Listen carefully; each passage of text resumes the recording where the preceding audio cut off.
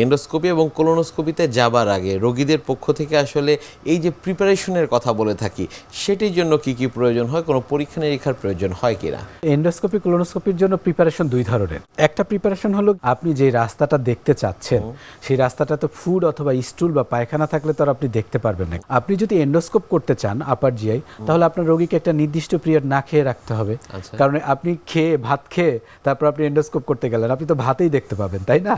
এর জন্য একটা নির্দিষ্ট সময় আমার রোগীকে না খেয়ে থাকতে বলা হয়, যাতে ওইটা ফাঁকা থাকে, খালি থাকে, আমি সুন্দর করে দেখতে পারি। এটা একটা প্রিপারেশন।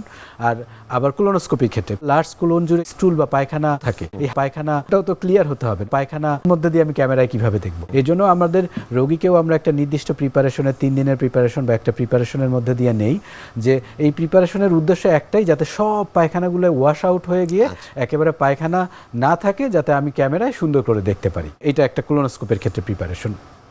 আর আরেক ধরনের প্রিপারেশন হলো অ্যানেস্থেশিয়া রিলেটেড প্রিপারেশন।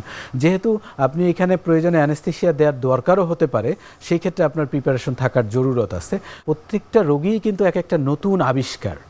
এর কারণ হলো আপনি একটা ইয়াং রোগীর এন্ডোস্কোপ কোলোনোস্কোপ করবেন, তার কোনো রোগ নেই, কিন্তু আপনি একটা ওল্ডার রোগীর এন্ডোস্কোপ কোলোনোস্কোপ করতেছেন, তার হার্টের রোগ আছে, ডায়াবেটিক্স আছে, হাইপার টেনশন আছে, নানাবিধ রোগ আছে, তার কিন্তু ওই হার্টের অবস্থাটাও আগে ইভ্যালুয়েশন করে নিতে হবে, তা নাহলে তো একটা বিপদ ঘটে যেতে পারে। আবার ধরেন তার একটা কিডনি রোগ আছে, কিডনি ডাক্তারের কাছ থেকে ওইটাও ইভ্যালুয়েশন করে নিতে হবে। তারপরে সিম্পল যে বেজলাইন ইনভেস্টিগেশন, যে কোনো অ্যানেস্থেশিয়ার ধরেন CBC, serum electrolyte, creatinine, ECG, chest X-ray, RBS, এই সিম্পল টেস্টটুকু তো সবারই করে নেওয়া উচিত, যে আমি এই প্রসিডিউরটা করতে যাব, আমার পেশেন্ট এই প্রসিডিউরটার জন্য সেফ অ্যান্ড ফিট কিনা, এটা ইভ্যালুয়েশন করার জন্য কিছু ইনভেস্টিগেশনের সাহায্য অবশ্যই নিতে হবে। প্রয়োজন হলে অন্য ডিপার্টমেন্ট বা অন্য ডাক্তারের সাহায্যও নিতে হবে, প্রয়োজনীয় কোমরবিডিটিস বা রোগ থাকলে। কাউন্সিলিংয়ের বিষয়টি অত্যন্ত গুরুত্বপূর্ণ।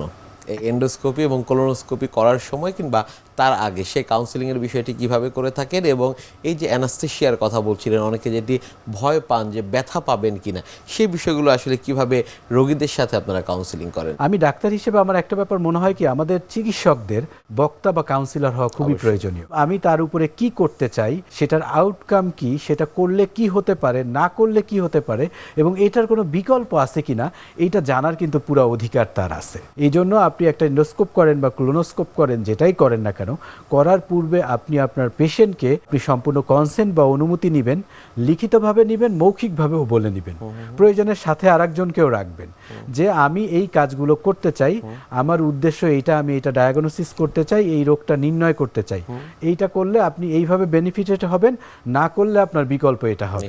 আপনি এটাতে যদি এগ্রি হন, স্বাক্ষর করেন, আমি আপনাকে এটুকু বলতে পারি যে আমাদের সর্বোচ্চ প্রস্তুতি আছে, আমরা এগুলো করে থাকি, আল্লাহর রহমতে ইনশাল্লাহ কোনো সমস্যা হয় না।